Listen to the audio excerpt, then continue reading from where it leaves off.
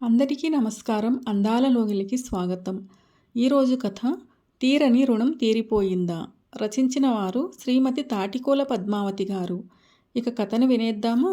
ఏదో పని ఉండి తాలూకా ఆఫీసుకు వెళ్ళాడు శేషగిరి.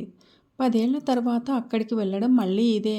అక్కడ రమణమూర్తి కనిపించాడు శేషగిరికి. చాలా కాలానికి కలుసుకున్న మిత్రులిద్దరూ ఒకరినొకరు పలకరించుకున్నారు. పని పూర్తి అయ్యాక మిత్రుణ్ణి తన ఇంటికి తీసుకెళ్లాడు రమణమూర్తి. వాకిట్లోకి అడుగు పెడుతూనే ఇల్లంతా పరికించి చూశాడు శేషగిరి. ముందున్న రేకుల షెడ్ మీదంతా శంకుపూల తీగ బాగా ఒత్తుగా అల్లుకుని ఉంది. లోపలికి రాగానే 4 గదుల డాబా ఇల్లు. కబోర్డ్లు బిగించి చాలా బాగుంది. ఇల్లంతా మారిపోయినందుకు ఆశ్చర్యపోతూ, లాటరీ ఏమైనా తగిలిందా ఏమిటి? మంచి ఇల్లే కట్టావు అన్నాడు శేషగిరి. నువ్వు ఊహించింది నిజమే. అవన్నీ తర్వాత చెబుతానులే. రా లోపల కూర్చొని మాట్లాడుకుందాం అంటూ గదిలోకి తీసుకెళ్ళాడు. సరళ, ఎవరొచ్చారో చూడు. అలాగే 2 కప్పులు కాఫీ అన్నాడు. అలాగేనండి, వస్తున్నా అంటూ కాఫీ కప్పులతో వచ్చి అక్కడ శేషగిరిరావుని చూసి ఆశ్చర్యపోతూ, అన్నయ్య గారు బాగున్నారా? ఇంతకాలానికి గుర్తొచ్చామా అని పలకరించింది. వాడికి మనం గుర్తు రాలేదు. నేనే గుర్తు పెట్టుకుని తీసుకుని వచ్చా. మంచి పని చేశారు. వదిన పిల్లలు ఎలా ఉన్నారు? వాళ్ళని కూడా తీసుకొస్తే బాగుండేది. నేను ఆఫీసు పని మీద వచ్చానమ్మా. ఈసారి తప్పకుండా తీసుకొస్తానులే అన్నాడు శేషగిరి. ఈ పూట వీడు ఇక్కడే భోంచేస్తాడు. వంట అయిందా అన్నాడు రమణమూర్తి. వంట పూర్తయి చాలాసేపు అయింది. పిల్లలు మీకోసమే ఎదురు చూస్తున్నారు. అయితే ఇంకా ఆలస్యం ఎందుకు? వడ్డించు అన్నాడు. టేబుల్ మీద అన్నీ రెడీ చేసి మిత్రులిద్దరినీ భోజనానికి పిలిచింది సరళ. కంచంలో వడ్డించిన పదార్థాలు చూసి, ఏమిటి ఇవాళేమైనా స్పెషలా? ఎన్ని రకాలు చేశారు అంటూ బొబ్బట్లు తుంచి నోట్లో పెట్టుకున్నాడు శేషగిరి. మెత్తగా కరిగిపోయింది. ఇలాంటి బొబ్బట్లు తిని ఎంతకాలమైందో. ఎవరు చేశారో కానీ అచ్చం మా అమ్మ చేసినట్లే ఉంది. బొబ్బట్లు చేయటంలో మా అమ్మతో ఎవరూ పోటీ పడలేరు. అంత బాగా చేస్తుంది అన్నాడు శేషగిరి ఆనందంగా. ఇవి మా అమ్మ చేసిందిలే. ఆ మాటకు మరో ముక్క నోట్లో పెట్టుకుంటూ ఆగిపోయి, మీ అమ్మ నీకు చిన్నప్పుడే తల్లిపోయిందని చెప్పావుగా అన్నాడు గుర్తు చేసుకుంటూ. చిన్నప్పుడు తల్లి లేదు కాబట్టి పెద్దయ్యాక దొరికింది. ఏమిటి, నీకు అమ్మ దొరికిందా? ఎవరికైనా బజార్లో వస్తువులు దొరుకుతాయి కానీ అమ్మ ఎలా దొరుకుతుంది? నువ్వు చెప్పింది వింటుంటే పిల్లల్ని మాయ చేసి ఏదో కథ చెప్పినట్టుంది అన్నాడు శేషగిరి ఆశ్చర్యంగా. కొంతమంది అమ్మని పారేసుకుంటారు. కొంతమందికి అమ్మలు దొరుకుతారు. ఇవాళ మా అమ్మ దొరికిన రోజు. అదీ కాక మా పెద్దబ్బాయి పుట్టినరోజు. 2 సందర్భాలు కలిసొచ్చాయి. ఏదో సస్పెన్స్ విడదీసినట్టు చెప్పాడు రమణమూర్తి. ఓహో, అదా సంగతి. పులిహోర, పాయసం, బొబ్బట్లు అదిరిపోయాయనుకో.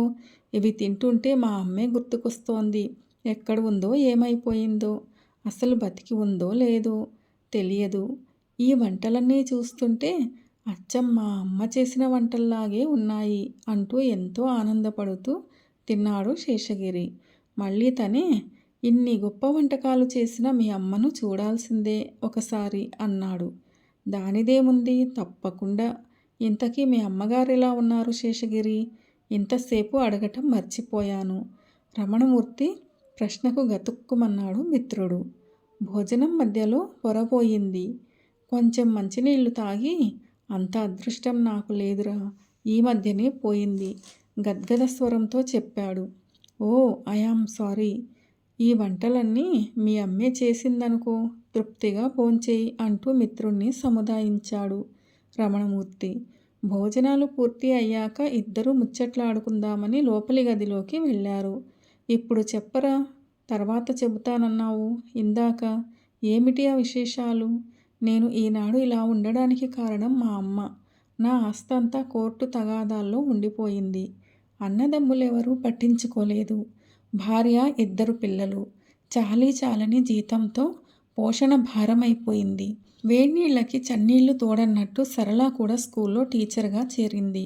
ఇద్దరం బయటికెళితే ఇంట్లో పిల్లల్ని చూసుకునే దిక్కు లేకుండా పోయింది. పిల్లలిద్దరూ సాయంత్రం పూట స్కూల్ నుంచి వచ్చి ఇంటి బయట ఆడుకునేవారు. వాళ్ళిద్దరినీ సరళ తన స్కూల్లోనే చేర్పించింది.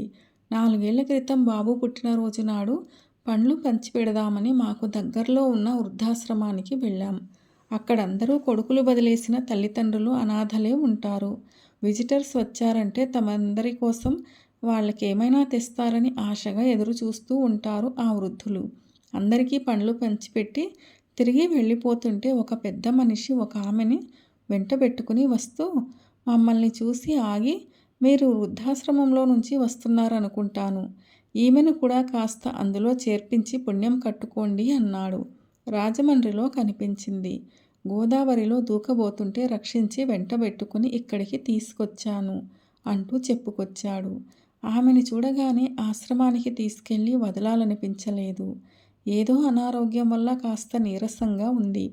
సరళ నా వైపు చూసింది. మనింటికి తీసుకెళ్దామా అన్నాను. ఈ కరువు రోజుల్లో ఒక మనిషిని పోషించటం మన వల్ల అవుతుందా? ఆలోచించుకోండి అంది. చిన్నప్పటి నుంచి నాకు అమ్మంటే ఏమిటో, ఎలా ఉంటుందో తెలియదు. అమ్మ లేకుండానే పెరిగాను. ఏమ్మా మాతో వస్తావా అంటే, మీకు బరువేమో అంది. మాకున్న దాంట్లోనే పెడతాం, అమ్మలాగా చూసుకుంటాను అన్నాను. పిల్లలు కూడా ఇష్టపడ్డారు. మాతో పాటు ఇంటికొచ్చింది. ఆ రోజు గోదావరిలో దూకబోతున్న మా అమ్మను ఆ పెద్ద మనిషి రక్షించి తీసుకొచ్చాడు కాబట్టి ఆవిడ బ్రతికే ఉంది. ఆమె తన వివరాలేమీ చెప్పలేదు. మేం అడగనూ లేదు. ఆమె కొడుకు ఎంత దుర్మార్గుడో వదిలించుకోవాలనుకున్నాడు. వాడు ఒక మనిషేనా?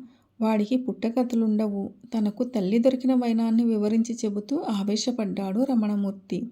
అక్కడి పరిస్థితులు ఎలాంటివో ఏమిటో మనకేం తెలుసు అన్నాను బింకంగా. ఎలాంటి పరిస్థితులైనా కావచ్చు. ఎవడైనా కన్న తల్లిని వదిలించుకుంటాడా? తను పస్తులున్నా గాని నవమాసాలు మోసి జన్మనిచ్చిన కన్న తల్లికింత ముద్ద పెట్టాలి కదా. నిజంగా ఆ తల్లిని దూరం చేసుకున్నాడు. సర్వం పోగొట్టుకున్నట్టే. ఎందుకంటే ఆమె నా ఇంట్లో కాలు పెట్టగానే ఎప్పుడో కోర్టు తగాదాల్లో ఉన్న ఆస్తిని గెలుచుకున్నాం. నా వంతు డబ్బుతో ఈ ఇల్లు కట్టాను. ఉద్యోగంలో ప్రమోషన్ వచ్చింది.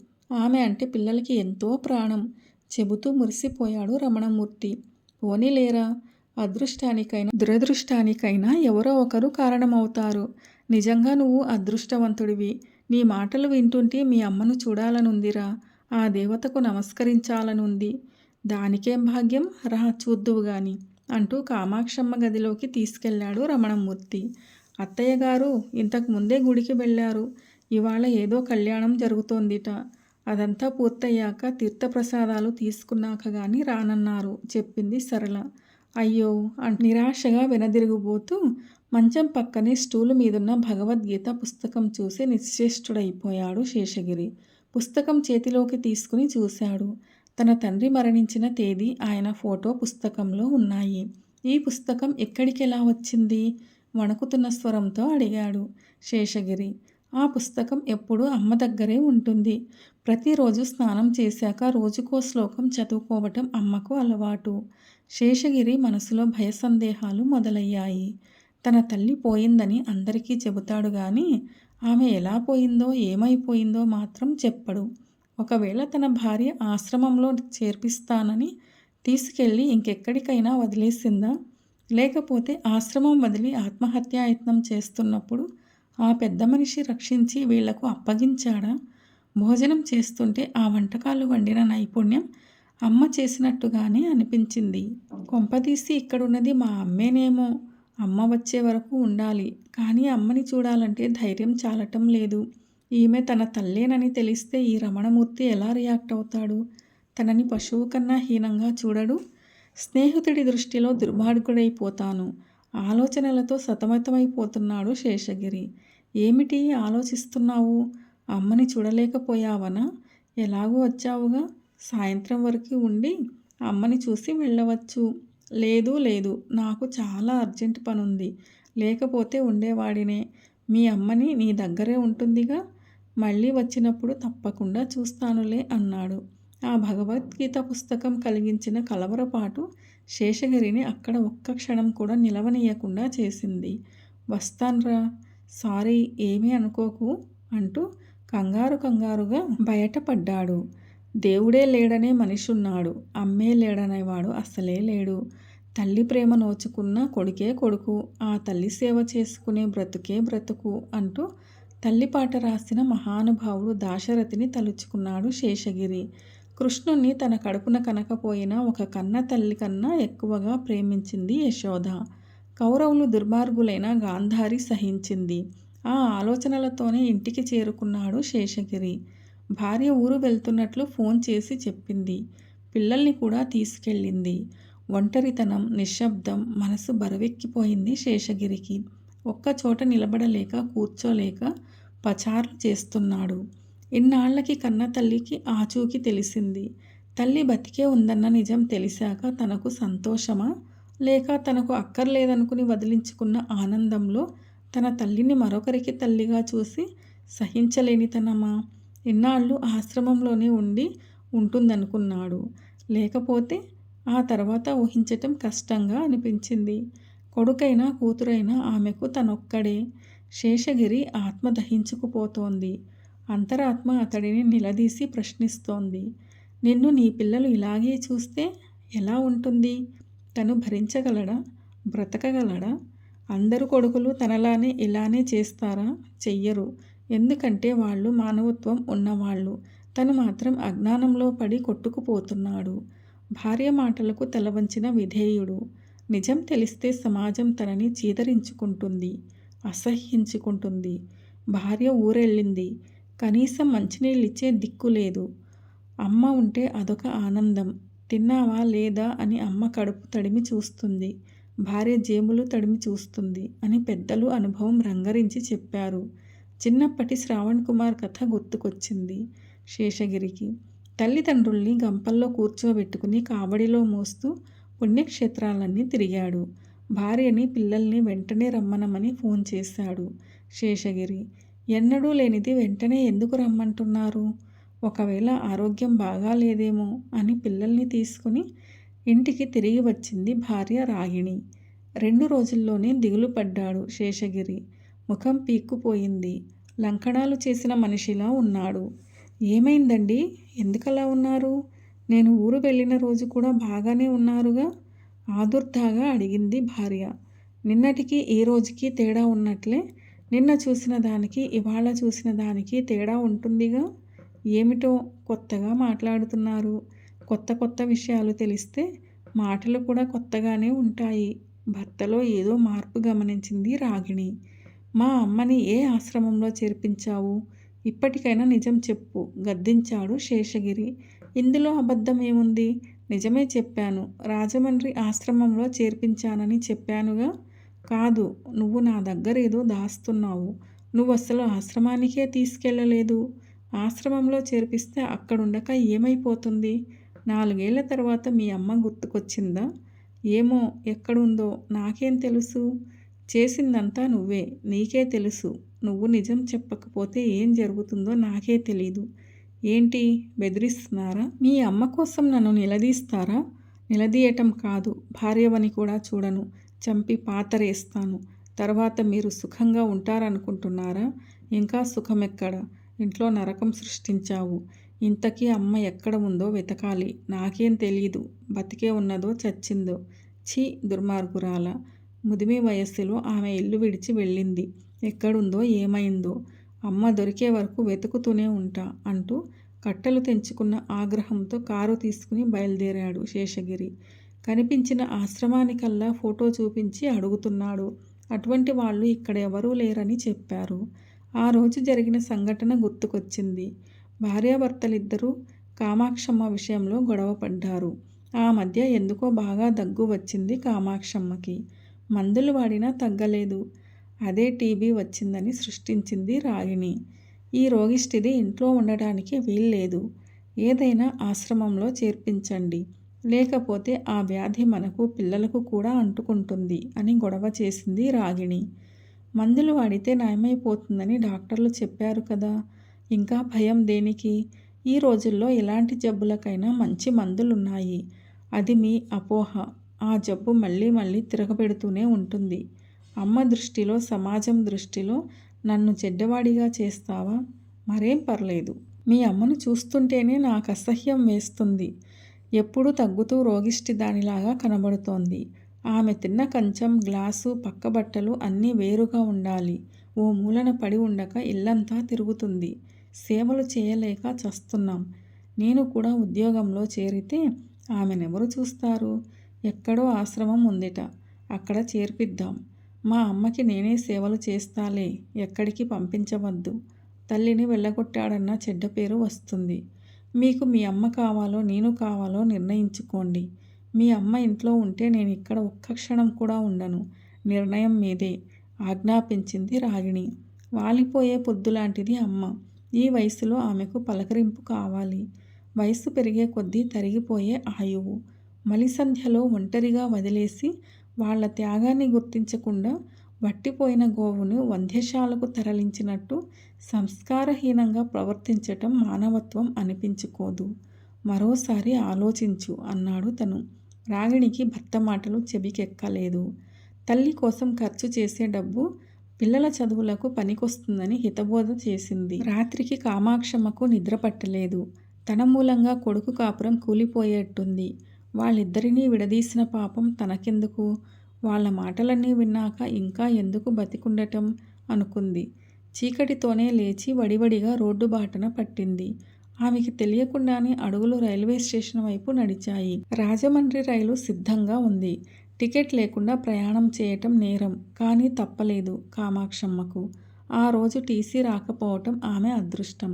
రైలు దిగి గోదావరి వైపు అడుగులేసింది. తనను బలవంతంగా బయటకు లాగి ప్రాణాలు కాపాడారెవరో. కామాక్షమ్మ ఇంట్లో కనిపించకపోయేసరికి మతి భ్రమించి ఎటో వెళ్ళిపోయిందని ప్రాపగాండా చేశారు. కనీసం వెతికించే ప్రయత్నం చేయలేదు. శేషగిరి అనుమానం రుజువుకు కారణం దొరికింది. కారు స్పీడుగా దూసుకుపోతున్నది. ముందు రమణమూర్తి ఇంటికి వెళ్ళాలి. మా అమ్మని నాకిచ్చేయమని ప్రాధేయపడాలి. చేసిన తప్పును ప్రక్షాళన చేసుకోవాలి. అమ్మా, నన్ను క్షమించు అని అడిగే అర్హత కూడా లేనివాడిని. నా అసమర్థత వల్లే ఇలా జరిగింది. అమ్మలేని ఇల్లు చీకటిగూడే. సడన్ బ్రేకుతో అతడి ఆలోచనలు ఆగాయి. అతడి కారు ఆగింది. అడ్డంగా వచ్చింది ఒక ముసలావిడ. చేతిలో గుడ్డల మూటతో చిల్లర అడుగుతున్నది. కాస్తలో ప్రమాదం తప్పిపోయింది. ఆమె కొడుకు కూడా నాలాంటి దుర్మార్గుడై ఉంటాడు. అందుకే ఆమెకి గతి పట్టింది. జేబులో నుంచి 100 రూపాయల నోటు తీసి కారు డోరు తెరిచి ఆమె పళ్ళెంలో వేశాడు. 100 నోటు చూడగానే ఆమె కళ్ళు ఆనందంతో మెరిశాయి. ధర్మప్రభువులు చల్లంగా ఉండండి అంటూ దీవించి వెళ్ళింది. రమణమూర్తి పిల్లలు అదృష్టవంతులు. తన తల్లితో కథలు కబుర్లు చెప్పించుకుంటూ తెలియని విషయాలెన్నో నేర్చుకుంటున్నారట. ఆమె ఇంటికొచ్చినప్పటి నుంచి అదృష్టం కలిసొచ్చిందన్నాడు. ఉన్న అదృష్టం పోగొట్టుకుని తను విలవిలలాడుతున్నాడు. తన పిల్లలు చెప్పిన మాట వినరు. అడిగినంత డబ్బు ఇవ్వాలి. ఖర్చులకు అంతే లేదు. అల్లరి చిల్లరి తిరుగుళ్ళు. ఇంట్లో క్రమశిక్షణ అసలే లేదు. రాగిణి సంగతి చెప్పక్కర్లేదు. భార్యకు అత్తగారంటే అసలే పడదు.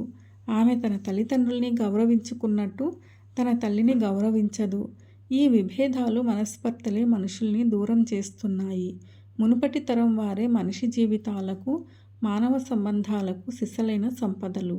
జీవనశైలిని ఒక తరం నుంచి మరొక తరానికి బదిలీ చేయగలిగిన వారే ధన్యులు. అలాంటి వృద్ధులు నిరాధరణకు గురి కావడం ఎంతో దురదృష్టకరం. అతడి ఆలోచనలు పరిపరి విధాలా పోతున్నాయి. అమ్మ కోసం ఏడ్చే పాపాయిలా ఎప్పుడెప్పుడు అమ్మని చూస్తానా, ఇంటికి తీసుకొస్తానా అని శేషగిరి మనసు ఉరకలేస్తుంటే ఆలస్యాన్ని భరించలేని ఉత్కంఠ. చెట్లు చేమలు పంట పొలాలను దాటుకుంటూ అతడి కారు ఊళ్ళోకి ప్రవేశించింది. రమణమూర్తి ఇంటి ముందు కారు డోర్ తీసి కిందకు దిగాడు శేషగిరి. ఎందుకో ఎడమ కన్ను అదిరింది. ఇంటివైపు చూడగానే కనిపించిన దృశ్యం మనసు కీడు శంకించింది. ఇంటి ముందు జనం గుంపులు కట్టి ఉన్నారు. అందరినీ తోసుకుంటూ ముందుకు వెళ్ళాడు. ఇంకేముంది, రమణమూర్తి భార్య పిల్లలు తన తల్లి శవం ముందు కూర్చుని ఏడుస్తున్నారు. ఎక్కడి నుంచి వచ్చిందో మహాతల్లి. ఇక్కడ రుణం తీర్చుకుని వెళ్ళిపోయింది. అదృష్టవంతురాలు అంటున్నారు. శేషగిరిని చూడగానే సమయానికి వచ్చావు. అమ్మని ఆఖరిసారిగా చూడు. ఆ రోజు నువ్వు చూడాలనుకుంటే అమ్మ నీకు కనిపించలేదు. ఈరోజు అమ్మకి నువ్వు కనిపించవు. చూసావా ఈ విచిత్రం ఎలా ఉందో? అమ్మ నన్ను అన్యాయం చేసి వెళ్ళిపోయింది అంటూ శేషగిరిని పట్టుకుని భోరుమన్నాడు రమణమూర్తి. అమ్మ చనిపోయిందా? మాటలు రావటం లేదు. గుండె నిండా దుఃఖం, గొంతు నిండా దుఃఖం.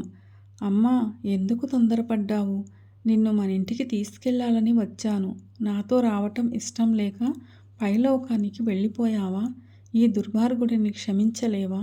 అంటూ తల బాదుకుని తల్లి శవం మీద పడి కుళ్ళి కుళ్ళి రోదించాడు శేషగిరి. ఊరుకోరా, అమ్మతో అనుబంధం ఎంతవరకు ప్రాప్తమో అంతవరకే.